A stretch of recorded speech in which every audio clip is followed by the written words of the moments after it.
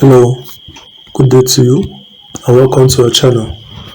Today we'll be talking on how to recover your PiggyVest account without a phone number.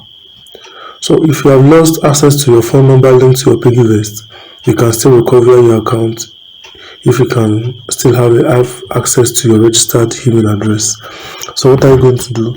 You open a password reset page. So easily you go to your browser and you type in PiggyVest password reset. So it will take you to the PiggyVest website links. Then you click on forgot password. So it is going to ask you if you want to open it with your browser or you want to use the app. You can choose whatever you want. So it is best for you to use through your browser. You just click your browser and just once. Now you have to input in the email address you used to register. So you type in your email address and send instructions.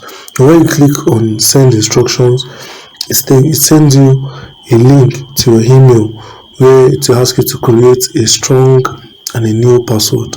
So once you click on this, then you can have access to your PiggyVest account. So like this, you can recover your account. Thank you for watching.